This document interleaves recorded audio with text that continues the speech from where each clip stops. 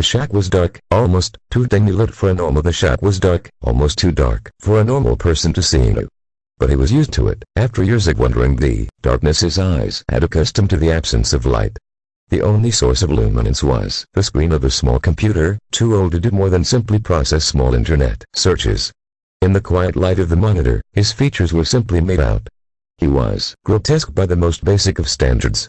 Nothing about him was recognizable as human. His eyes were bloodshot with the inability to blink, and due to the lack of eyelids, mounds of crust formed where the tear duct should have been. The sickening shade of white that colored his face, and the rest of his body, was a nauseating bone color. And the scars were the most disturbing part. The burns that had healed up caused flaking and a horrible sheen in some areas. This man was no longer human, neither in body nor in spirit. The small amount of emotion left in him was simply rage. Love was as non-tangible to him as the moon. He sat there staring at the screen, his mouth agape in horror as he read. The looks of disgust that registered on his disfigured face would make many believe he was watching the BME Pain Olympics final round. It was, in fact, much worse. In front of his eyes unfolded the most disturbing things he had ever envisioned. Some female had written something beyond legible, passing almost into the infantile. A shudder passed down his distorted visage. Her claims of carnal knowledge of his body disturbed him, and even slightly nauseated him. This was enough for him. He stood up from his kneeling position on the unsound floor, grabbed his knives, and headed to a nearby house. Quickly and silently he moved around the place. This was no time for his normal theatrics. There was no prelude, no go-to-sleep that had made him famous. No, the butchering was quick and simple. Jeff the killer needed to make a phone call. The situation was out of hand. Take him down. She screamed at the top of her lungs at the television set in front of her. Almost as disturbing to look at, Jane could care less, anymore that is. All those years ago she would have killed Jeff, given half a chance. These days, however, she rarely ever ventured into the daylight. Her marked beauty no longer hurt her the way it did once. Now she sits around during the day watching pro wrestling. For some reason she got it into her head that it would be possible to find a new rival here. Reconciling her differences with Jeff had left her completely bereft of an opponent worthy of her talents, all because they tried to hook up a couple of years ago. Jane nearly choked on her soda at the thought of the travesty. The ringing of the phone snapped her out of her thoughts. Who the hell was calling her? City Morgue. You stabbed them, we slabbed them. How may I take your order today? She answered the phone laughing. What the hell, Jane? The voice on the other end quizzed. Did you take some kind of fucked up happy pills today? Jane's eyes narrowed and she growled into the receiver. Listen here, you Chodri, just because I no longer wanted to kill you for maiming me does not mean that I want you to piss me off. Jane sighed. She just wanted to be whimsy. Was that so wrong? Blah, blah, blah, I have something that we need to take care of, and as soon as possible if you don't mind. Jeff was exasperated. Jane thought on what he was saying as he explained everything to her. Jumping onto her computer she listened to him talk. Creepypasta.com was typed carefully into the web browser. Her annoyance hit the fan in less time than it would take to get Miley Cyrus to leak a piece of construction equipment. What the holy shit is this? Jane yelled out loud. Forgetting Jeff was on the phone, she proceeded to begin a rant that caused every nun in the state to begin praying for no apparent reason. Fuck shit fuck. Jane was just swearing to swear at this point. Why the hell would I wear a mask? Or have kids? All they do is eat, shit, and scream. Like I really want to deal with it. Bullshit. Jane quickly gathered her own set of knives and headed over to her friend's place.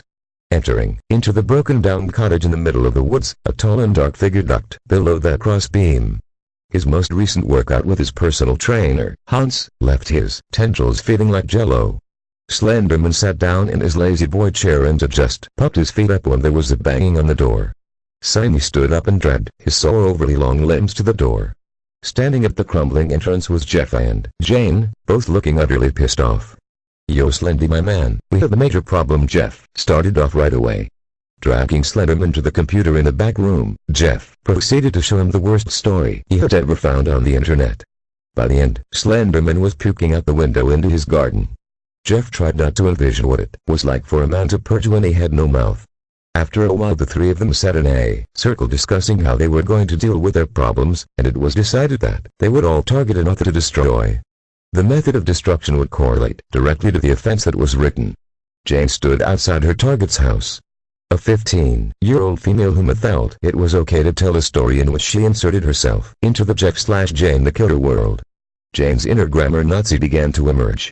The complete lack of commas had her seeing red. Having made sure the girl's parents had left the house, Jane snuck in. Climbing the stairs slowly, careful not to creak, she made her way to the female's room. Carefully she looked into the crack of the door. The girl was typing away on her keyboard. Jane decided to drop the quiet approach and kicked in the door.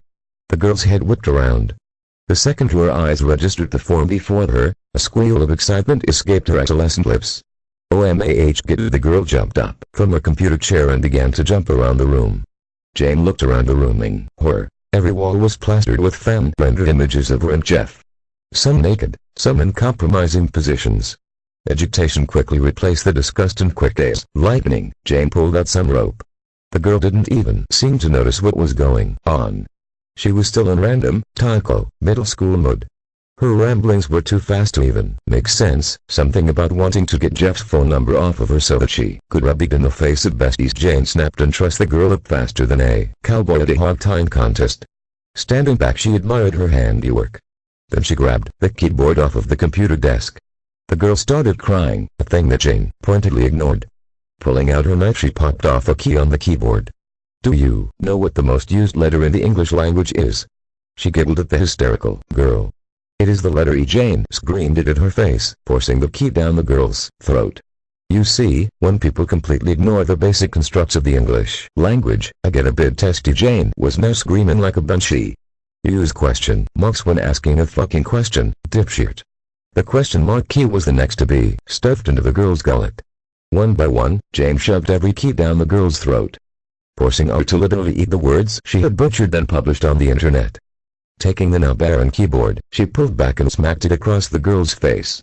The girl sat there crying, blood trickling from the corner of her mouth, snot dripping from her nose. Her stomach was horribly distended and she was having difficulty breathing. She looked up at Jane trying to speak, but was met with cold, heartless eyes. Jane grabbed her knife and slowly made her way over to the broken girl. Her smile was sadistic, lips-ed, with the uneven pull of burn and scared muscle on her face. With a thrust she drove the knife into the girl's stomach, slicing it open, the eaten keys put out. By now the girl only had moments left to live. She was unable to cry, let alone speak. Jane stood there, smiling at her, watching as the light faded from her eyes. Turning around, she grinned evilly at the webcam that was mounted on top of the desktop monitor. The face on the screen stared in sheer terror. "Pass on the literature lesson," Jane said in turn and walked out of the room. Jeff sat in the tree outside his victim's house. The girl he was hunting was a 14-year-old who created horrible stories about sleeping with him. The shudder that ran along his spine almost dislodged him from his tree. She walked into the room, looking around, even gazing out of the window. Letting out a sigh, she closed the door behind her. When Jeff saw what was behind the door, he almost fell out of his tree again. There, mounted on the back of the door, was a life-sized manga poster of him. With no pretense, he dove through the glass window, scaring the shit out of the girl. She screamed for her mom, but what she didn't know is that Jeff had already silenced her family. "You want to be beautiful like me, right?" Jeff asked the girl, doing his best to sound romancy. The girl struggled and her eyes opened wider. The horrid visit in front of her was nothing like she fantasized about. His bleach-white face made her want to retch. The bile rising up into her throat was stopped by the hand he wrapped around her larynx. "See, girl, you wanted to look like me, now you will look like me." Just like me. Pushing her out of the window into the kiddie pool he had filled with bleach, he laughed maniacally. "Just like me, girl, we will be forever beautiful." Just saying the words, Jeff wanted to wash his mouth out with soap. God, who would want a 14-year-old girlfriend? He hated 14-year-old girls when he was 14. Nothing had changed after all these years. Looking out the window, he saw the girl floundering in the bleach pool. Looking disinterested, he lit and dropped a Zippo lighter into the pool. It instantly went up in flames. The girl screamed for a few moments before going silent. "Oops, I think I may have overcooked the lamb." Jumping out, he grabbed onto the tree and climbed down. He looked down at the girl. She was burnt to a crisp but somehow still breathing. The girl tried to smile up at him, but failed. "Am I beautiful now?" Jeff recoiled. This was not the reaction he was hoping for. "What is with girls these days? Why won't you die already?" Jeff huffed at her. "Because I love you, Jeff. I want to be with you forever. I want to have your children." She tried to sit up and reach towards him, which should have been impossible. But this is a story, so what the hell, why not? Jeff tilted his head back and laughed until he was gasping for breath. The girl looked at him strangely. Why was he laughing at her? That was so mean. I can't have children, you stupid fucking kid. I don't have a penis. I lost it in a horrible zipper accident when I tried to hook up with Jane. Of course, by horrible zipper accident I mean she had braces. The girl looked horrified. No penis. But then who would she fantasize about? Maybe she could just pretend that Jeff had never told her that. Jeff continued laughing and talking to her. And what makes you think that I want a prepubescent teenager anyways? Look, I'm a sociopath, not a pedophile. Not to mention, I really don't dig pizza faces. Not that you have that issue anymore, do you? Then again, you don't have a face anymore. The girl tried to cry, but her toe ducts were burned away. She looked up just in time to see Jeff towering over her with a knife. Go to sleep, Jeff slit her throat and walked away. Looking back over his shoulder, he sighed. Kids today. Slenderman was slinking around in the woods behind his victim's home. He had the worst punishment he could imagine in mind. He picked up the bucket at his feet and blended into shadow. He began to head towards his target. Her story was by far the worst of the worst, spawning almost as much hate mail as did you stumble across it. Bryony shuddered. She had turned him into a complete bitch. Damn it, how hard was it to figure out he was gay? Why on earth would he want a girl, let alone breed with one? He was halfway across the lawn when he was stopped by a set of headlights. He froze. That was a Mustang. Oh shit. Not now, please, not now. Not when his plan was almost complete.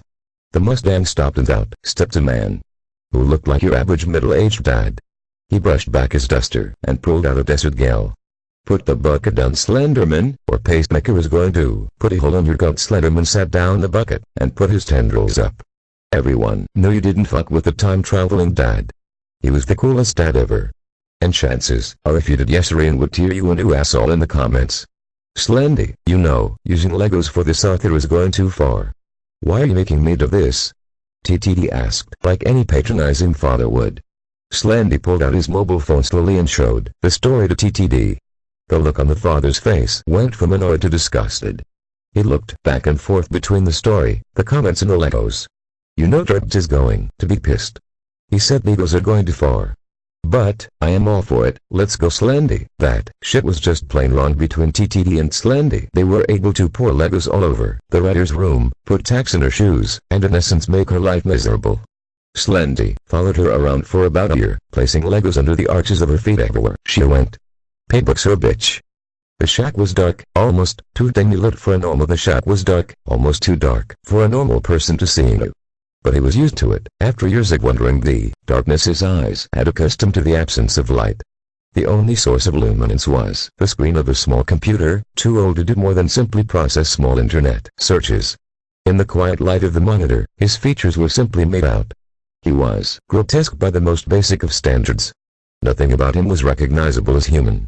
His eyes were bloodshot with the inability to blink, and due to the lack of eyelids, mounds of crust formed where the tear duct should have been.